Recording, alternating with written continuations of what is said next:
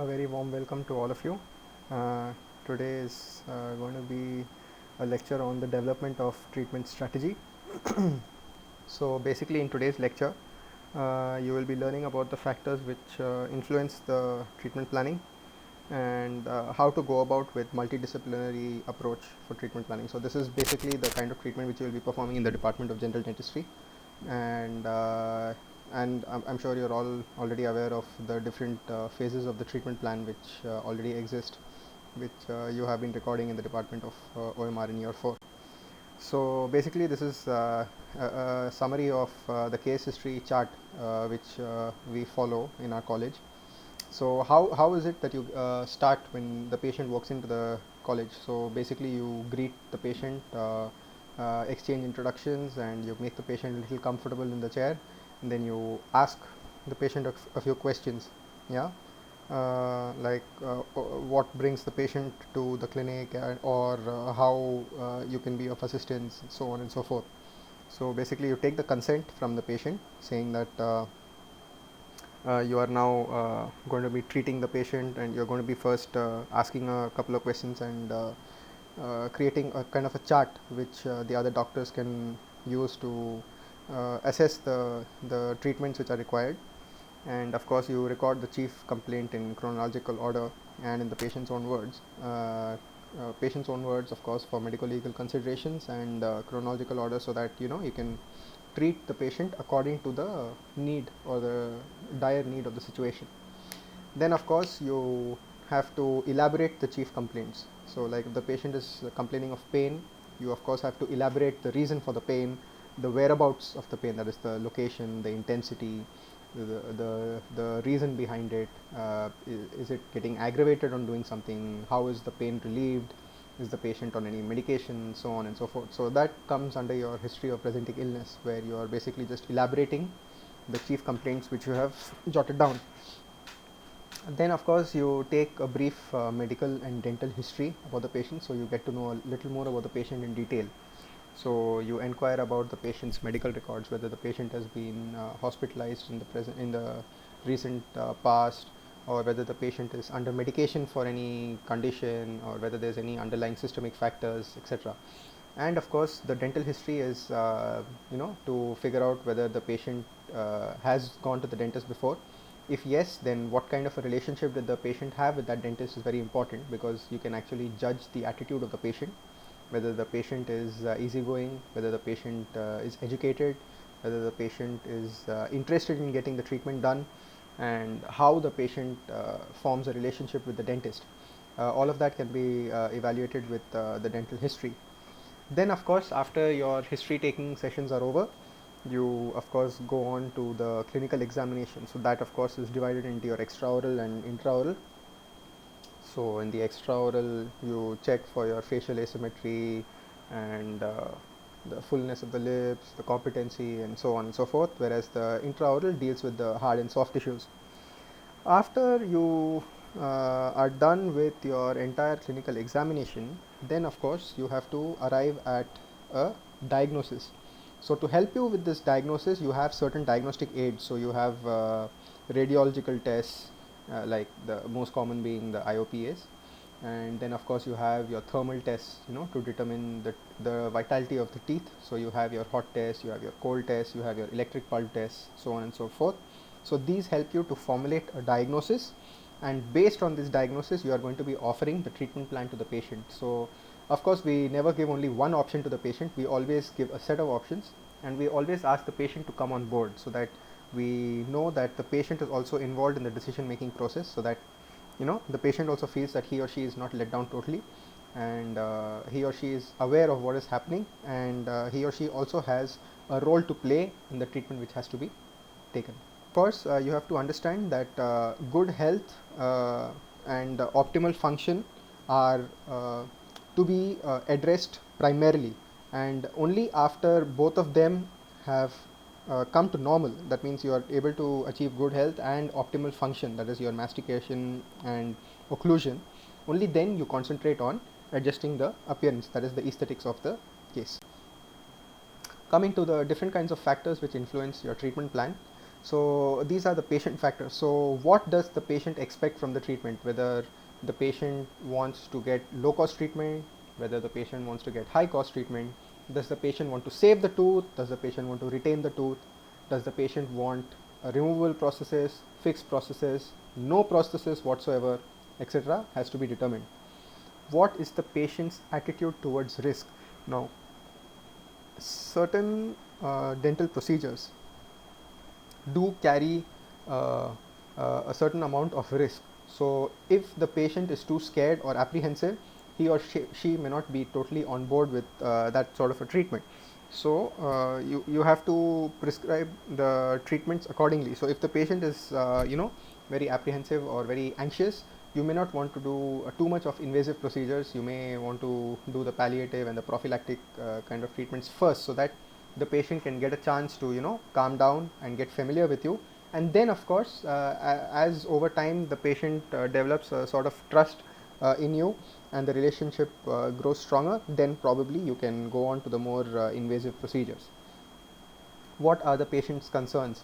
Does the patient prefer the silver amalgam fillings, or is the patient more into aesthetics? If there are broken restorations, does the patient care about getting those restorations replaced? Is the patient suffering because of any problems in the oral cavity? All of this has to be determined when before you formulate your treatment plan. All of this actually plays a role in formulating your treatment plan as well. Then the social history, it affects the attendance pattern. So if you see that the friends around the patient or the family members around the patient are regular dental checkup kind of patients, then of course he or she will also be obliged to come. He or she will not be afraid to come to the dentist. If the family members are apprehensive and scared, that fear of the unknown will obviously be transmitted to the patient as well. So that of course affects the attitude of the patient towards receiving dental treatment.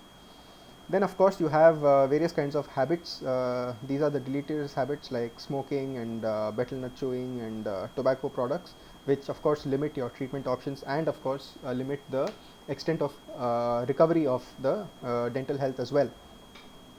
The medical history. So if the patient has underlying systemic factors, yes, it does play a role, especially when you are dealing with infections in the oral cavity, and you want to prescribe medications which help in the healing, or which accentuate the healing process. If the patient has an underlying medical condition, then of course the healing is going to be delayed, or who knows, maybe that you have to be prepared that if the medical condition is being treated by medications, what if those medications are going to interact with the medications that you are going to prescribe? So everything has to be taken into consideration. And yes, a major role is also played by the cost. So if the patient is not well to do, you have to show a little bit of consideration. You cannot expect the patient to go in for the highest cost treatment. You have to give a little bit of consideration. You have to give out the various options possible, and if possible, show a little humanity, and maybe reduce your treatment costs a little bit also, so that the patient also feels that there is humanity left in the world. Then of course you cannot go out of your way, because after all you do have to set up your practice as well. Now coming to the dentist factors, the clinical experience comes with time. So obviously if you have just stepped into the dental market, and you set up a clinic, you cannot expect to be doing better than a person who has set up the clinic 15 years ago. Obviously that dentist has worked very hard over time and has experience on his or her side. So clinical experience will come with patience, with time, and with hard work. And of course your communication skills, they have a very very important role to play. If you are polite to the patient, if you lend a good ear to the patient, so that the patient can express his or her troubles or complaints, and you are patient with them, you are kind to them, half the battle is won, because you would have gained a good patient and good advertisement as well, because this patient is going to go and speak only good about you to the other patients or other friends of his who are potential clients for you in the future. Coming to the risk assessment, so every individual has different attitudes to risk. This is what I was saying in the previous slide. and some may be prepared to try a novel technique which has little scientific evidence. So there are certain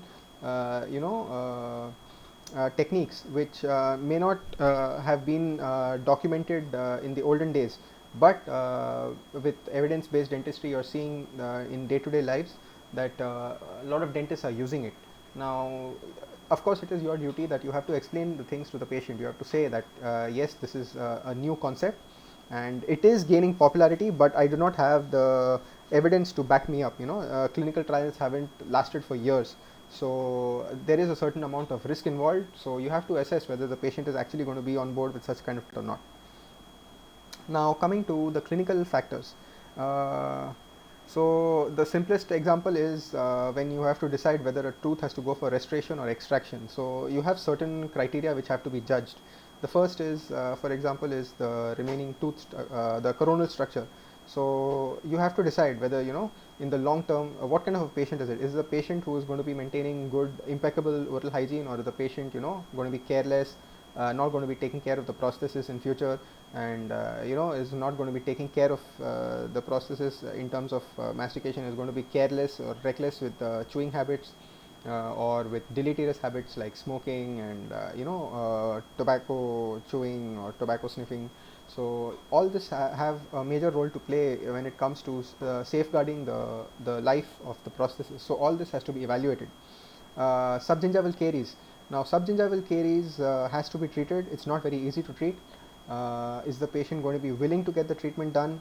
And if so, if the treatment is done, if the oral hygiene is not impeccable, it can lead to failure of the restoration, and it can also lead to failure if, as a clinician, you have not done the proper isolation, because it's subgingival. So isolation is going to be key, and you have to choose a suitable restorative material to do your subgingival caries restorations. All this plays a role. Certain teeth, endodontic treatment, is it possible? Is it going to be complicated? Is the long-term prognosis okay or not? It depends upon the complex root canal anatomy, sclerosed canals, if you have separated an instrument, so on and so forth. So all of this have to be taken into consideration before you can actually proceed with going to save the tooth, or when you decide that in the long term it will work out better if the patient just gets rid of the tooth and then is replaced with a prosthetic one. You have to judge the bone support, whether it is adequate enough to support the prosthesis, or the tooth is already mobile, grade 2 mobile, and it's best to get it removed, and then you can go in or advise for suitable prosthesis later on. Okay, and then coming to the treatment plan and its sequence. So of course you all know the first is the emergency phase. So this is the most important one. So if the patient is in severe pain, you obviously cannot send the patient back until you tend to alleviate the pain, or tend to help the patient out in some sort of a way. So emergency access openings are a good example. Incision and drainage for abscess cases, and extraction of hopeless teeth in which the patient is having severe pain. However, extractions when the patient is having pain, nowadays we prefer to keep the patients under antibiotic prophylaxis before we actually go in for an extraction.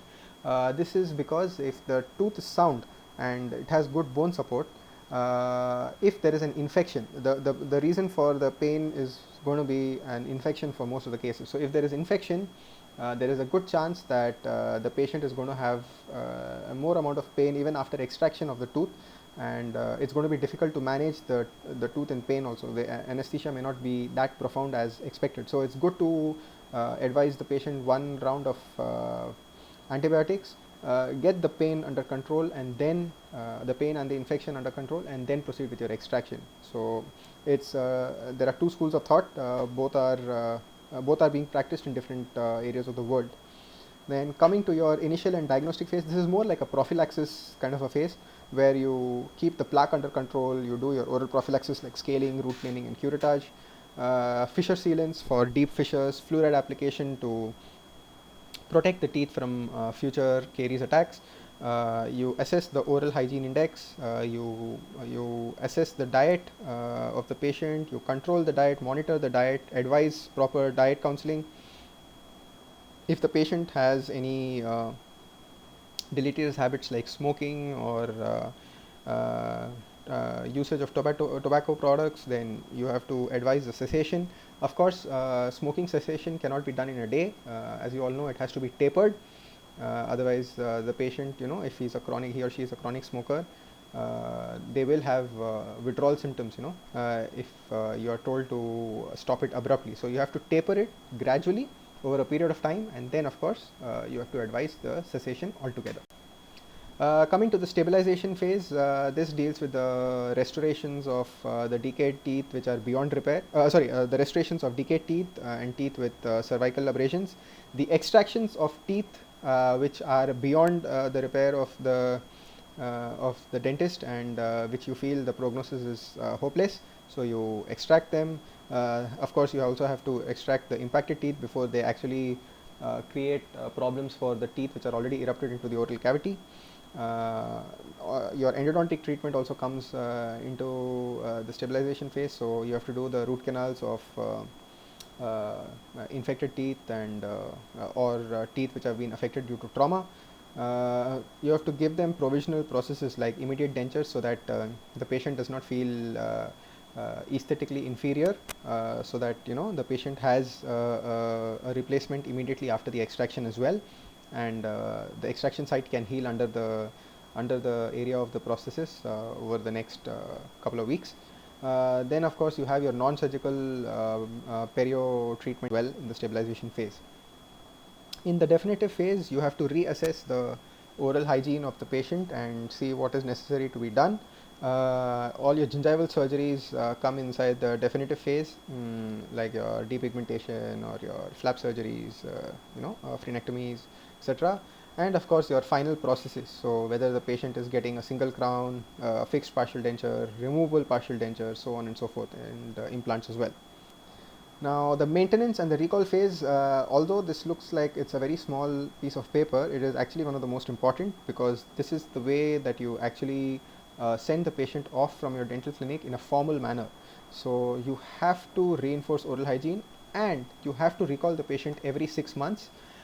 It can be at every 3 months also if the caries risk is very high.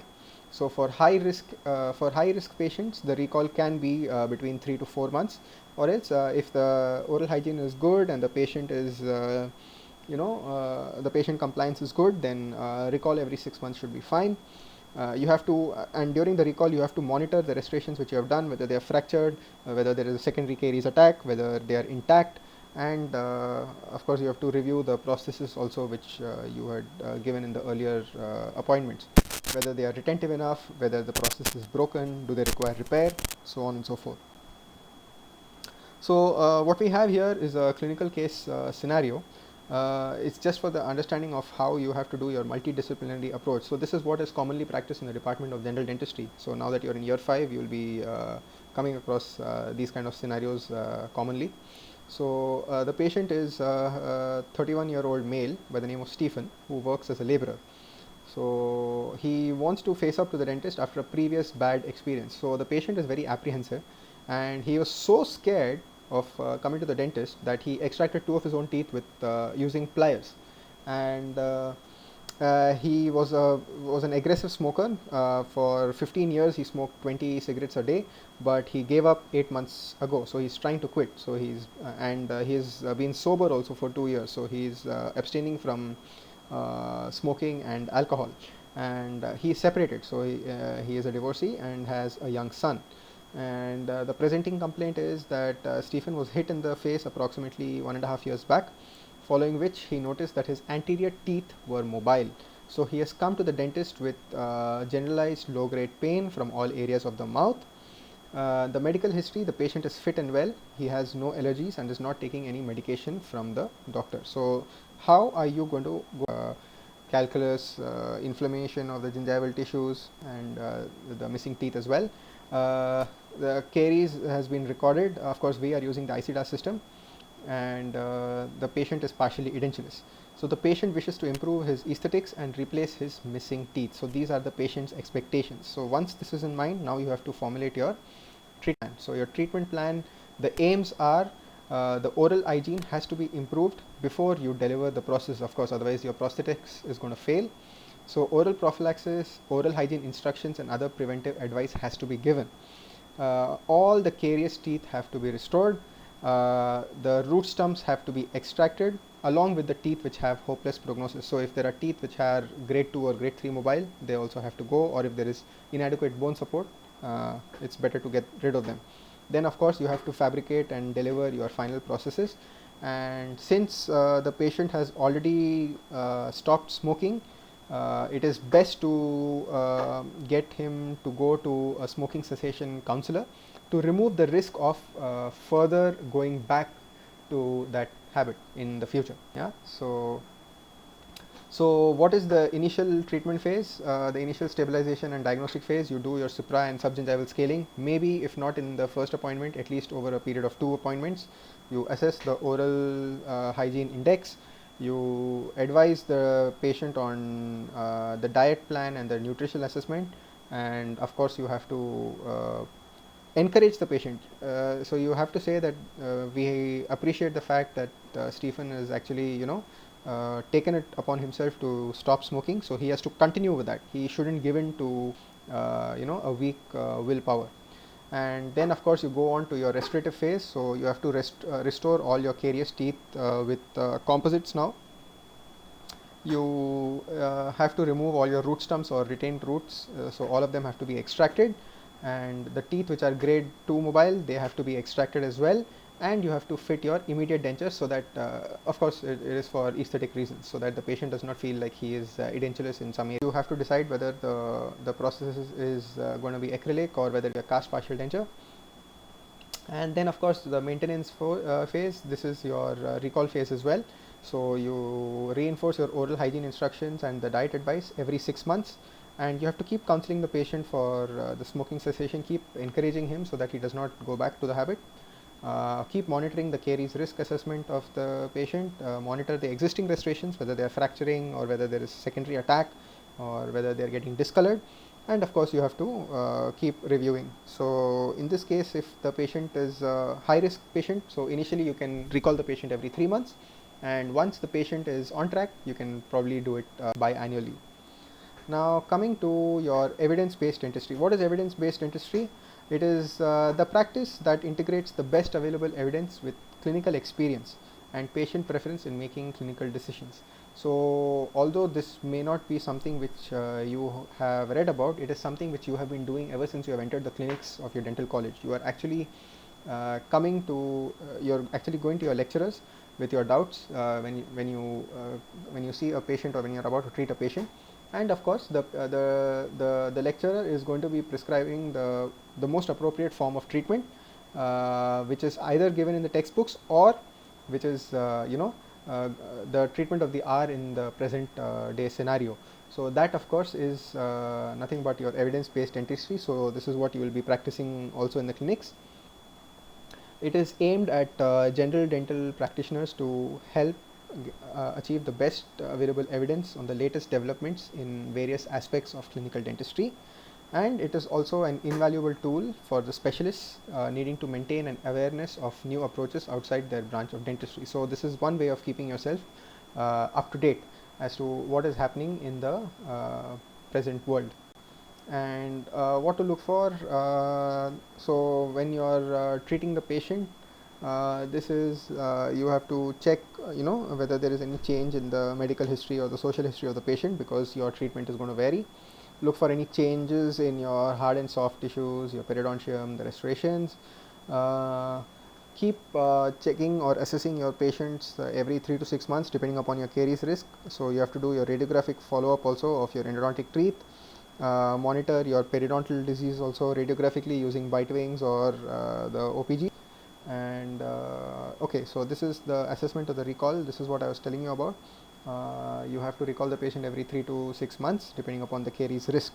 So how do you assess the caries risk? I'm sure you all have seen this the single page which is there in the case sheet when you have been taking cases, recording cases in the department of OMR, oral medicine. So you ask for the past caries experience, you ask for the social and medical history, the dietary habits of the patient, the sugar intake habits, the use of fluoride supplementing agents, How is the oral hygiene, whether there have been any new restorations in the past 36 months. How do you feel the saliva is, whether the saliva is thin, thick, which also affects the caries risk of the individual. So like I said, the low and the moderate risk patients, they can be recalled every 6 months, and the high risk, of course, it is best to recall every 3 months. And once the patient is converted to a moderate or a low risk, then of course you can go biannually. So a low risk patient is one who has no decayed teeth in the past 2 years. There is no demineralization of the tooth and no visible plaque. And the high risk are patients are those who have decayed teeth in the past 2 years. There is enamel demineralization in more than one specific area of the oral cavity, and caries is visible. You have visible caries affecting the enamel and maybe the dentine also, and of course you have plaque and calculus also. So in those cases, you have to recall the patient every 3 months after doing your treatment, just to monitor their oral hygiene status. Tooth wear. So what is tooth wear? I'm sure you're all aware. It is the wearing away of the tooth. So you have, it could be because of attrition, abrasion, erosion, or abfraction. So before you treat the tooth wear, you have to find out why it's happening. So you have to get to know about the etiology, and if it is because of parafunctional habits like bruxism or night grinding, you may want to consider giving a splint. So in this case, the splint is nothing but your occlusal guard, or your so that the patient does not grind his or her teeth. You have to continuously monitor the patient, probably initially every week or every 2 weeks, and you have to create study models and collect photographs to assess the rate of wear, so that even the patient is aware whether it is progressing, digressing, or it is stationary. And of course you have to motivate the patient, and you have to play a role in the encouragement of oral hygiene practices, and measure it as well. Now this is what I told you before also regarding the recall. So it's between 3 months to some places they say it's 1 year, but we all prefer it if the patient comes to us biannually. Easier to keep a track on the patients. And yeah, so coming to how you're assessing the crown and bridge work, you have to check for the oral hygiene status of the patient. You have to check for the cementation, whether it's heading into failure, or whether the prosthesis is not mobile, whether the porcelain has chipped off, or whether there is general wear the prosthesis. Coming to the identification of the patient needs, so basically you have to correct the existing disease which is present in the patient's mouth. You have to prevent the cropping up of the disease in future. You have to restore the function, and only after the restoration of function do you have to play a role in the improvement of appearance. So once the function has been restored, yes, you do address the aesthetics, because in the present day the patients are very very worried about their aesthetic appearance as well. Okay, so that is about it for today's lecture. So I hope it has been informative and useful for you. If you have any doubts, or you need any clarifications, please feel free to contact me or post in the comment section below. Okay, take care everyone. Stay safe. Hope to see you guys soon.